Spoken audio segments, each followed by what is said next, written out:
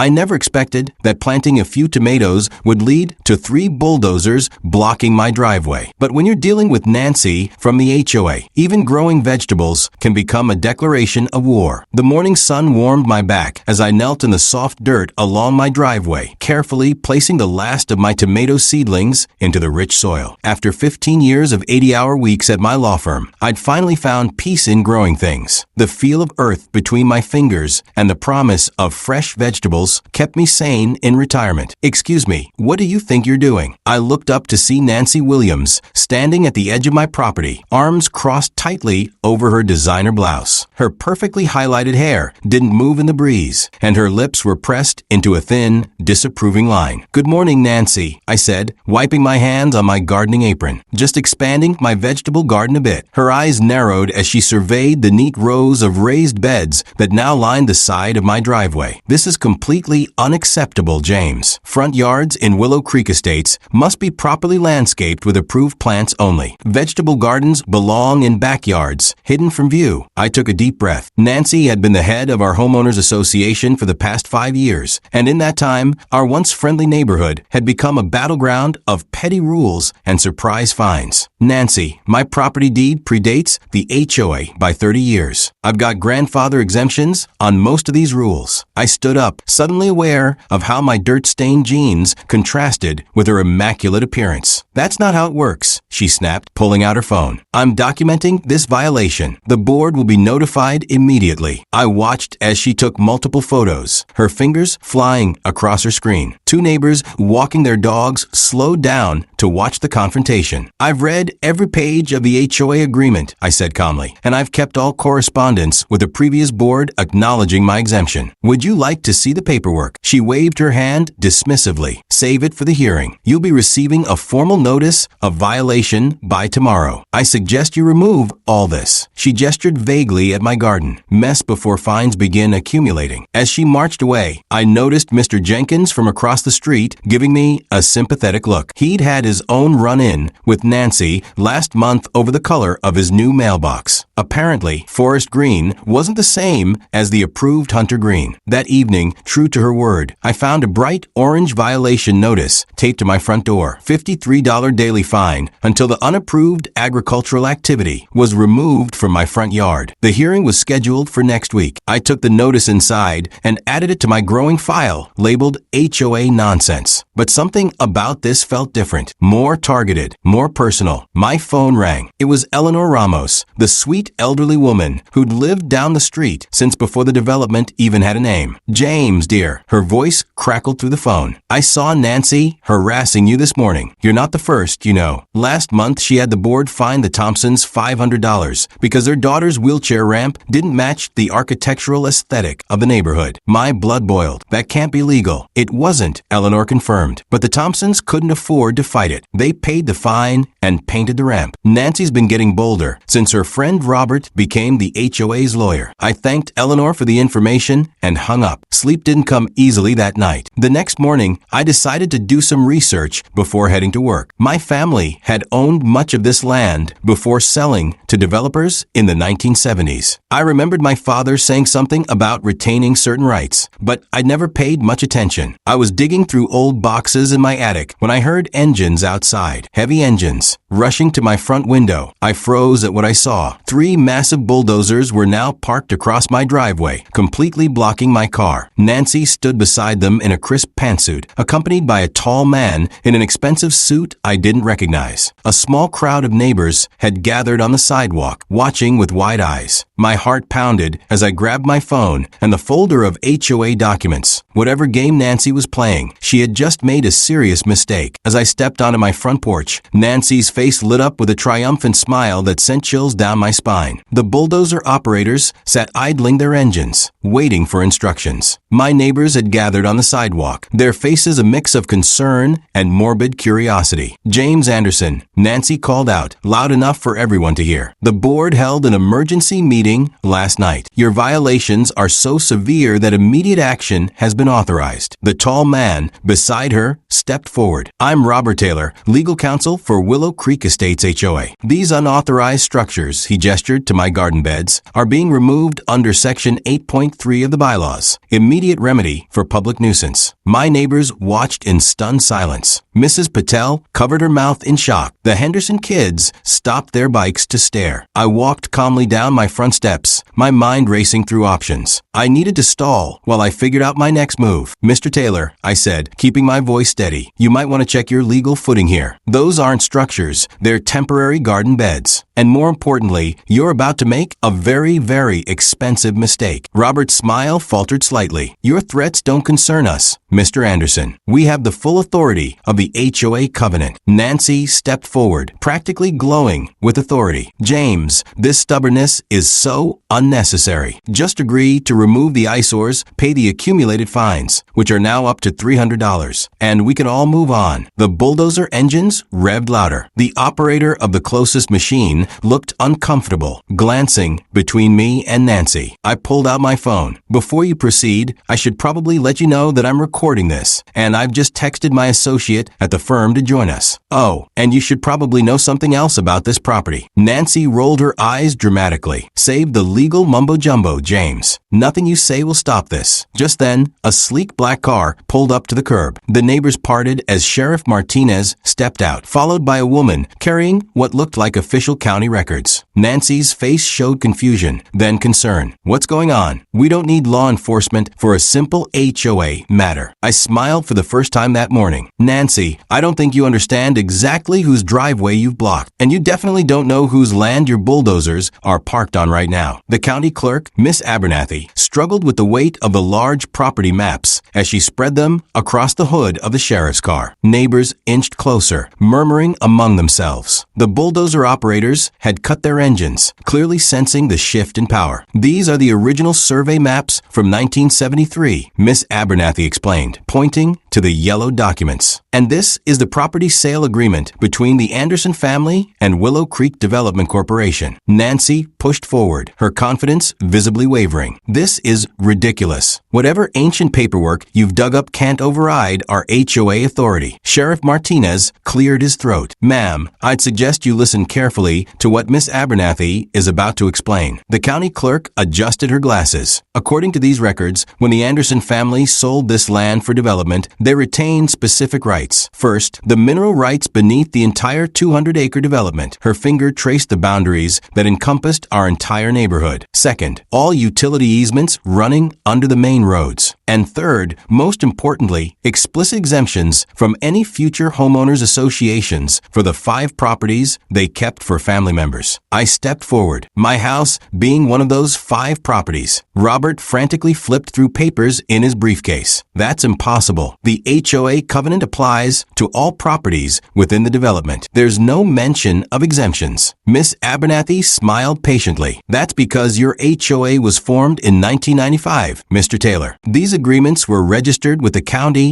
in 1973. Your covenant cannot override pre-existing legal arrangements. Nancy's face had turned an alarming shade of red. This is some kind of trick. Even if James's house has some special status, he still can't violate basic community standards. Actually, Sheriff Martinez interjected, according to county law, he can do whatever he wants with his property as long as it doesn't violate county zoning regulations. And vegetable gardens are perfectly legal in residential zones. The crowd had grown larger. I noticed Mr. Jenkins recording everything on his phone. Mrs. Patel was translating the situation to her elderly father in hushed tones. Nancy turned to the bulldozer operators. This changes nothing. Proceed with removal as planned. The lead operator shook his head. Sorry, ma'am. I'm not risking my license on disputed property, not without a court order. I'll get one, Nancy snapped. Today, I stepped closer to Nancy and Robert, lowering my voice. There's something else you should know. Those bulldozers are currently parked on an easement that, according to these documents, belongs to me. That's trespassing on private property. And since you brought them here, with clear intent to damage my property. I let the implication hang in the air. Robert grabbed Nancy's arm, whispering urgently in her ear. Her eyes widened with something that looked like fear.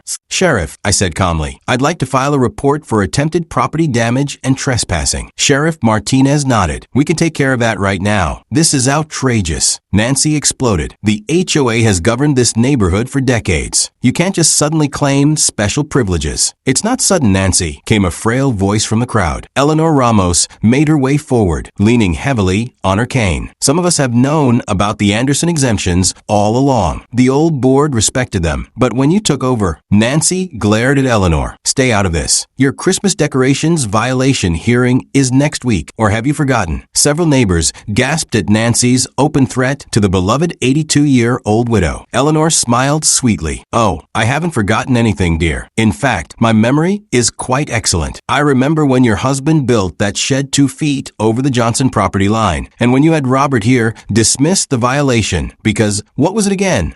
Administrative discretion?" The crowd began to murmur more loudly. Nancy's face flushed deeper as she looked around at the growing number of hostile faces. Robert Taylor checked his watch nervously. "Nancy, we should continue this discussion in private. Perhaps we could schedule a proper hearing." "There will be no hearing," I interrupted. "My property is exempt from your authority. Those bulldozers need to be removed from my easement immediately, or I'll add additional charges to my complaint." Sheriff Martinez stepped forward. "Folks, let's keep things civil. Miss Williams, Mr. Taylor, I suggest you direct these operators to remove their equipment. Mr. Anderson, if you'd like to file that report, we can do so once the area is cleared." Nancy looked around desperately, realizing she was losing control of the situation and her audience. The neighbors, who had once feared her now, watched with open curiosity and satisfaction. "This isn't over," she hissed at me. "Not by a long shot." As the bulldozers began backing away from my driveway, Eleanor touched my arm gently. "James, dear, there's something important you should know. It's about the HOA financial records." "What about them?" I asked quietly. Eleanor glanced around cautiously. "Not here. Too many years. Come by my house this evening. Bring those old property documents." I think we've only scratched the surface of what Nancy has been up to. As Nancy and Robert retreated to their waiting car, I noticed something I hadn't seen before. Genuine fear in their eyes. Whatever they had been trying to hide by removing my garden so hastily, they now realized they might have awakened something much more dangerous than a simple property dispute. The last bulldozer rumbled away, leaving my tomato plants untouched. Sheriff Martinez approached with his citation book. "Want to file that report now?" I watched Nancy's car speed away. "Absolutely. And Sheriff, you might want to contact the county prosecutor. I have a feeling this is going to involve more than just trespassing charges before we're done." Eleanor squeezed my hand. 7 o'clock tonight, she whispered. "And James, bring a calculator. You'll need it when you see what I found." The neighbors began to disperse, many stopping to examine my garden beds with new interest. Whatever Nancy had intended, she had inadvertently turned my modest vegetable garden into a symbol of resistance. I had simply wanted to grow tomatoes in peace. Now I was about to uncover something that would change our entire community forever. Miss Abernathy carefully folded the maps. "Mr. Anderson, these documents are quite remarkable. Your family was very forward-thinking to include these provisions." I nodded, still processing everything that had happened. "My grandfather always said, 'Never sell all your rights when you sell your land.' I never understood what he meant until today." The afternoon sun cast long shadows across my garden as I finished filing the trespassing report with Sheriff Martinez. My phone buzzed with texts from neighbors I barely knew, all asking if I was okay and offering support. Word had spread quickly through Willow Creek Estates. "You've stirred up quite the hornet's nest," Sheriff Martinez said, handing me my copy of the report. "Nancy Williams has friends in high places. Be careful." I nodded, thinking about Eleanor's invitation. "I have a feeling this goes deeper than garden beds and property lines." "Usually does," he replied, climbing into his cruiser. "Call if you need anything else." After he left, I spent the rest of the afternoon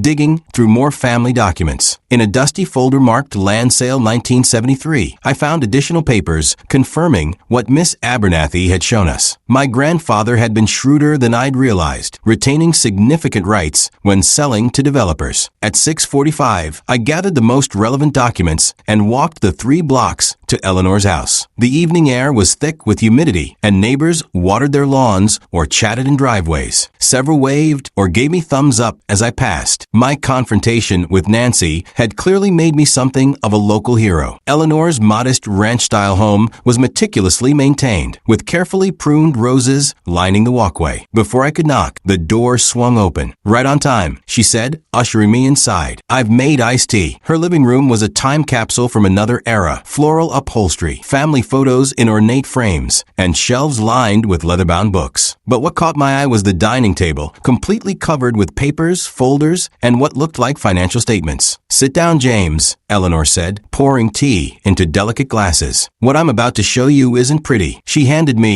a thick folder labeled HOA Financial Records 2018 to 2023. "How did you get these?" I asked, flipping through bank statements and budget reports. "I was treasurer of the HOA before Nancy took over," Eleanor explained. "When she pushed me out, I kept copies of everything. Call it insurance. Then, after they fined me for my Christmas lights, I started requesting public records. It's amazing what you can get if you know what to ask for." I examined the documents, my legal training kicking in. "These special assessment fees, $300 per household for pool renovations? That's over $100,000 collected." Eleanor nodded grimly. "Look at the actual expenditures." I flipped to another page. Only $12,000 had been spent on pool maintenance. The rest had been transferred to an account labeled WC Holdings LLC. "What's WC Holdings?" I asked, though I was beginning to suspect the answer. Eleanor slid another document across the table, an LLC registration form. The managing members were listed as Nancy Williams and Robert Taylor. "They've been siphoning HOA funds into their private company for years," Eleanor said quietly. "The pool renovation was just the biggest scheme. There were smaller ones too, landscaping contracts that never happened, security systems never installed." My blood ran cold. "This is embezzlement, serious criminal fraud." "It gets worse," Eleanor said, her voice dropping further. "Turn to the last page." The final document showed a list of 5 properties in our neighborhood, all belonging to elderly residents living alone. Next to each was a target acquisition price far below market value, and notes about using HOA violations to pressure sales. "They're targeting vulnerable homeowners," I said, the realization hitting me. "Creating violations, imposing fines they can't afford to fight, forcing them to sell at a loss." Eleanor nodded, her eyes glistening. "My house is on that list, James. $180,000 target price, when similar homes are selling for $350,000. They've already hit me with 3 violation notices this month." I felt a surge of anger. "This stops now, Eleanor. We have enough here to go to the county prosecutor." "Will it be enough?" she asked. "Nancy's husband plays golf with Judge Brennan every Sunday." I smiled grimly. Judge Brennan announced his retirement last week after an ethics investigation. And with these documents plus what we learned today about the property rights, we have more than enough. Eleanor reached across the table and squeezed my hand. "I knew you were the right person to show these to. When do we make our move?" "Tomorrow morning," I said decisively. "I'll call the prosecutor first thing. But tonight, I think we should make copies of everything, just to be safe." As we organized the documents,